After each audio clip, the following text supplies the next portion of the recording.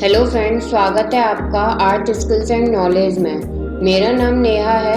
इस वीडियो में मैं आपके साथ 2020 में दुनिया से जुड़ी कुछ महत्वपूर्ण घटनाएं शेयर करूंगी और साथ ही साथ यह भी शेयर करूंगी कि 2020 में हमने क्या खोया है और क्या पाया है। इतिहास के कालखंडों में कुछ साल ऐसे रहे हैं जब भीषण युद्ध या बड़ी आपदा के चलते संपूर्ण मानव जाति का अस्तित्व ही जैसे दांव पर लग गया। उन वर्षों के साथ 2020 को भी जरूर याद किया जाएगा। यही साल था जब दुनिया का सामना कोविड-19 महामारी से हुआ, जिसे कुछ लोग बुरा वक्त मानकर भुलाना चाहते हैं। क्या उसी समय ने हमें लॉकडाउन में यह तजुर्बा नहीं दिया कि जिंदगी की वास्तविक ज़रूरतें कितनी कम हैं? यह भी कि मन की शक्ति से मौत और परिवार व रिश्तों की ताकत से हर मुसीबत दूर की जा सकती है। तो दोस्तों, सबसे पहले मैं आपके साथ कोरोना महामारी से जुड़े कुछ महत्वपूर्ण पॉइंट शेयर करूंगी, जिसमें सबसे पहले हम हेल्थ सेक्टर के बारे में बात करेंगे, जिसमें हमने क्या खोया है। तो सबसे पहले 31 दिसंबर 2019 को चीन ने कोरोना की जानकारी दी। तब से लेकर अब तक दुनिया भर में 7.3 करोड़ लोग संक्रमित हो चुके हैं और 17 लाख मौतें हो चुकी हैं। इनमें सबसे ज़्यादा अमेरिका में 3.08 लाख मौतें हुई हैं। हमारे देश में सबसे पहला केस 30 जनवरी को वुहान से केरल लौटी छात्रा का था और भारत में अब तक 1 करोड़ से ज़्यादा केस आ चुके हैं। 1.47 लाख मौतें हो चुकी हैं। भारत दूसरा सबसे संक्रमित देश है। विश्व बैंक की रिपोर्ट के मुताबिक 26.4 करोड़ लोग तनाव में हैं, जिसके कारण हर 40 सेकंड पर एक सुसाइड होता है। इससे दुनिया को करीब 74 लाख करोड़ रुपए के नुकसान की आशंका है। कोरोना की वजह से 330 करोड़ लोगों की जीविका संकट में आ गई है और 13.2 करोड़ लोग गरीबी में चले गए हैं। तो दोस्तों, अब हम बात करेंगे कि हमने हेल्थ केयर सेक्टर में क्या क्या पाया है। तो 2020 में कुल इनोवेशन में 10% से ज़्यादा हेल्थ केयर सेक्टर में हुए, जिसमें पहला है डरहम यूनिवर्सिटी के रिसर्चर ने वैक्यूम मशीन को वेंटिलेटर में बदला। मर्सिडीज के फॉर्मूला 1 इंजीनियरों ने ब्रीदिंग डिवाइस बनाई, जिससे ट्यूब के जरिए ऑक्सीजन दी जाती है। दूसरा है आरोग्य सेतु, पहला ऐप है जिसे लॉन्च होने के 13 दिनों में 5 करोड़ से ज़्यादा डाउनलोड मिले। तीसरा है योग और आयुर्वेद से लोगों का जुड़ाव पहले से ज़्यादा बढ़ गया है। योग का बाजार 9% की दर से बढ़ गया है और 2027 तक यह 4.8 हजार करोड़ रुपए का होगा। चौथा है मई में भारत सबसे ज़्यादा पीपीई किट बनाने वाला दूसरा देश बन गया है। हर रोज़ 2 लाख पीपीई किट बन रही हैं। तो दोस्तों, अब हम बात करते हैं वैक्सीन के बारे में। तो सबसे पहले जब 1918 में फ्लू फैला था, लेकिन वैक्सीन 1945 में बनी थी और उसके बाद पोलियो जैसी बीमारी से दुनिया 1935 से जूझ रही थी। उसकी वैक्सीन 20 साल बाद मिली थी और कोविड जैसी महामारी की वैक्सीन 8 माह में ही बनकर तैयार हो गई है। तो सबसे ज़्यादा इनोवेशन हेल्थ सेक्टर में देखने को मिला। तो दोस्तों, अब चलते हैं हम एजुकेशन सेक्टर की तरफ। इसमें सबसे पहले हम बात करेंगे कि हमने क्या खोया है। यूएन की रिपोर्ट के मुताबिक 200 देशों के 160 करोड़ बच्चे स्कूल नहीं जा सके तथा भारत में 36 करोड़ बच्चों की पढ़ाई प्रभावित हुई है। अमेरिकी स्टडी के मुताबिक बच्चे स्कूल लौटेंगे तो रीडिंग लेवल भी 30% तक घट सकता है और बच्चे गणित में भी 1 साल तक पिछड़ सकते हैं। वर्ल्ड बैंक की रिपोर्ट के मुताबिक लॉकडाउन के दौरान 3 महीने स्कूल बंदी से 1 दशक में 47% बच्चों को लर्निंग पॉवर्टी में डाल सकती है तथा एक अन्य रिपोर्ट के मुताबिक मौजूदा हालात सुधरने के बाद भी देश में 97 लाख बच्चे स्कूल कॉलेज में नहीं लौट सकेंगे। तो अब हम बात करेंगे कि हमने क्या पाया है। तो वो है नई शिक्षा नीति। नई नीति को इस तरह बनाया गया है कि हर बच्चे में स्किल डेवलपमेंट किया जा सके। सरकार इस दिशा में जीडीपी का 6% खर्च करेगी। शिक्षकों को तैयार करना एक बड़ी चुनौती है। 5वीं क्लास तक मातृभाषा पढ़ाई का माध्यम होगी। बच्चों का 3 स्तर पर आकलन किया जाएगा। एक बच्चा स्वयं करेगा, दूसरा उसका सहपाठी और तीसरा उसका शिक्षक। तो इसके बाद हम बात करते हैं यूनिसेफ वर्ल्ड बैंक रिपोर्ट की। यूनिसेफ वर्ल्ड बैंक रिपोर्ट के अनुसार दुनिया ने ऑनलाइन और ऑफलाइन पढ़ाई के नए तरीके खोजे। शिक्षकों ने यूट्यूब पर लेसन अपलोड किए। इसके अलावा ओपन एग्जाम भी चलन में आया। दोस्तों, आपने जूम ऐप के बारे में सुना होगा। तो जूम ऐप के जरिए बच्चों ने स्कूल कॉलेज की ऑनलाइन क्लासेस अटेंड की तथा कई इंडस्ट्रीज में जूम ऐप का यूज वर्चुअल मीटिंग के लिए किया गया। तो दोस्तों, इससे पूरी दुनिया में ई लर्निंग का दौर आया।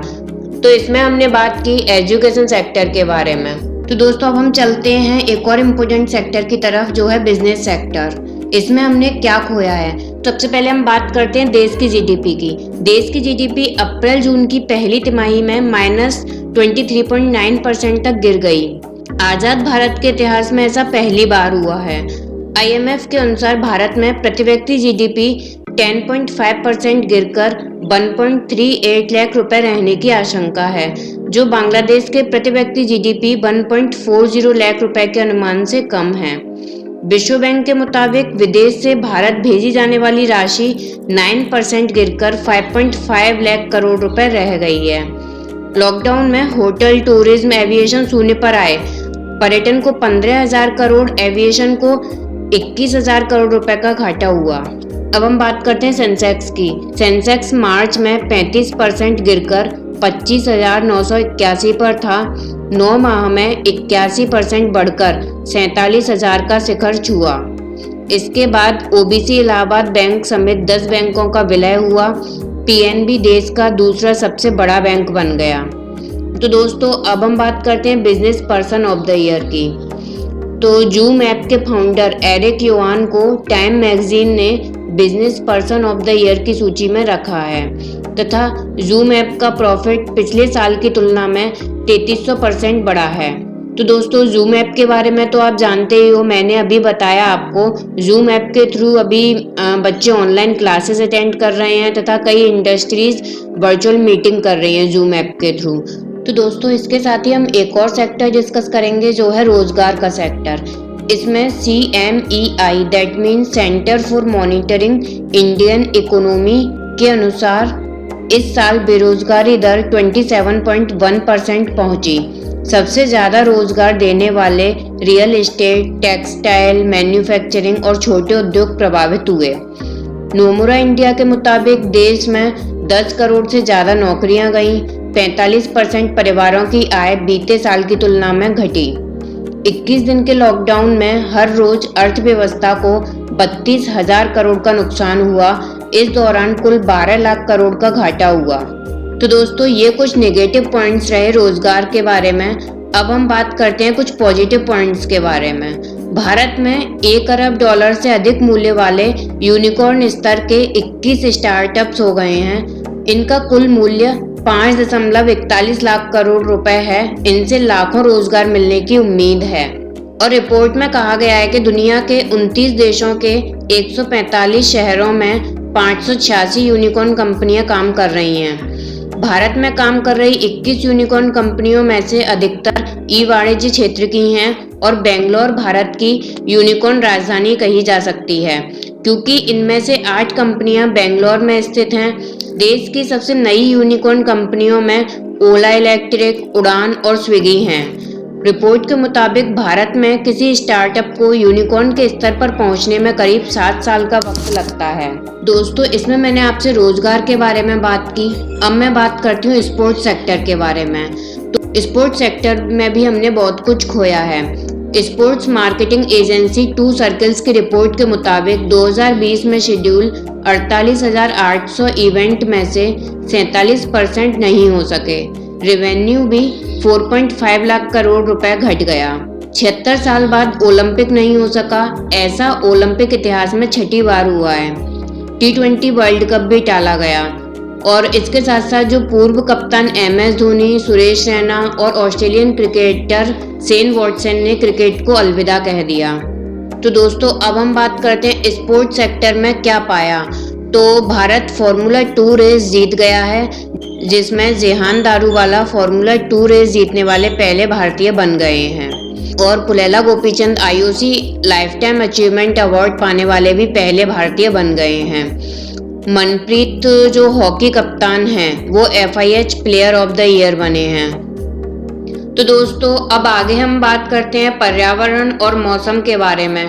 पर्यावरण में भी काफ़ी कुछ चेंजेज हुए। कई जगह बाढ़ आई, तूफान आए। असम में बाढ़ आई जिसने 33 में से लगभग 30 जिलों को चपेट में ले लिया। 70 लाख लोग प्रभावित हुए। लगभग 125 लोगों की जान चली गई। बाढ़ ने काजीरंगा नेशनल पार्क के 9 गैंडों समेत 110 जानवरों की भी जान चली गई। और अब हम बात करें सबसे बड़ी त्रासदी की, तो वो ऑस्ट्रेलिया के जंगलों में आग लगी जिसके कारण लगभग 300 करोड़ जीव जलकर खाक हो गए तथा लगभग 800 लोगों की मौत भी हो गई। कोरोना महामारी के बाद एक अच्छी बात ये हुई कि प्रकृति निखर गई, जिससे सैकड़ों किलोमीटर दूर से हिमालय के दर्शन हुए। जालंधर से धौंधाधर रेंज व असम से कंचनजंगा और सहारनपुर से हिमालय की चोटियां दिखाई दी। दोस्तों अब हम बात करते हैं समाज के बारे में। सामाजिक दृष्टि से भी कोरोना के कारण बहुत कुछ चेंज हुआ। समाज में सारे लोकाचार ऑनलाइन निभाए जाने लगे। 130 करोड़ लोगों ने 22 मार्च को जनता कर्फ्यू लगाया। शाम 5 बजे 5 मिनट तक कोरोना वॉरियर्स का हौसला बढ़ाने के लिए ताली, थाली, घंटे, शंख बजाए गए। देश में 25 मार्च को दुनिया का सबसे बड़ा लॉकडाउन लगा। 130 करोड़ आबादी घरों में ठहर गई। ये 30 मई तक चला, पर इसी बीच व्यवस्था से भरोसे का पलायन भी दिखा। 3 करोड़ लोग इधर से उधर हुए। शादी ब्याह, उठावनी, तेरहवीं जैसे आयोजनों का भी ऑनलाइन सिलसिला शुरू हुआ। जीवन की भाग दौड़ में कई बार बेहद आम लोग भी अपने परिवार को पर्याप्त समय नहीं दे पाते थे, लेकिन कोरोना काल में लोगों को परिवार के करीब आने का मौका मिला। इसके अलावा इस वक्त को पुराने दोस्तों और छूट चुके रिश्तेदारों को याद करने और उनसे फ़ोन या मैसेजिंग करने के लिए भी इस्तेमाल किया गया। तो दोस्तों अब हम बात करते हैं मनोरंजन की। तो फिल्मी दुनिया में भी काफ़ी कुछ हुआ, जिसमें कुछ अच्छा भी हुआ तो कुछ बुरा भी। फिल्म ट्रेड से जुड़े विशेषज्ञों का दावा है कि लॉकडाउन से हिंदी फिल्म उद्योग को 5,000 करोड़ से अधिक का नुकसान हुआ। विश्व स्तर पर मनोरंजन उद्योग की कमाई पिछले साल की तुलना में 66% तक कम हो गई। सिनेमा जगत से जुड़ी कई बड़ी हस्तियों के ड्रग केस में नाम आने से छवि को नुकसान पहुंचा। मॉब लिंचिंग जैसे विवाद भी छाए रहे। तो दोस्तों ये सब भी चलता रहा और साथ ही साथ दक्षिण कोरियाई फिल्म पैरासाइट ने सर्वश्रेष्ठ फिल्म का ऑस्कर जीता तथा साल 2020 का फिल्म फेयर अवार्ड अभिनेता रणवीर सिंह और अभिनेत्री आलिया भट्ट को मिला है। रामायण महाभारत से दूरदर्शन की TRP बढ़ी। नई पीढ़ी ने भी रामायण महाभारत जैसे 1980 और 1990 के धारावाहिकों को देखा। तो दोस्तों मनुष्य के स्वभाव में यह इच्छा स्वाभाविक है कि बुरा समय जल्द से जल्द बीत जाए और फिर कभी याद ना आए। प्रकृति के नियमों में यह संभव नहीं है, क्योंकि भले ही आप 2020 को यादों के कैलेंडर से मिटाना चाहें, लेकिन सबसे मुश्किल चुनौतियां हमें सबसे मजबूत भविष्य की नींव रखने का अवसर देती हैं। 2020 खत्म हो गया है। इस साल ने जो सीख दी है वो हमेशा काम आएगी। यह मुश्किल वर्ष रहा है, पर मानवता की कई कहानियां इसी साल सामने आई हैं। 2020 के सबक विशेष गाइड के रूप में जो आपको हमेशा याद दिलाते रहेंगे कि जीवन में सबसे जरूरी क्या है। तो ये सबक अमूल्य है। तो दोस्तों हम 2021 में प्रवेश कर चुके हैं। तो सबसे पहले तो आपको नववर्ष की हार्दिक शुभकामनाएं। मैं अब इस वीडियो के कंटिन्यूएशन में एक और वीडियो लाऊंगी, जिसमें मैं आप लोगों को बताऊंगी 2021 हमारे लिए क्या क्या लेकर आया है। Thank you guys. आप भी 2020 के अच्छे बुरे एक्सपीरियंस कमेंट बॉक्स में शेयर कर सकते हैं तथा इस वीडियो को ज़्यादा से ज़्यादा शेयर करें और मेरे चैनल को सब्सक्राइब करना ना भूलें और नोटिफिकेशन पाने के लिए बेल आइकन पर ज़रूर प्रेस करें।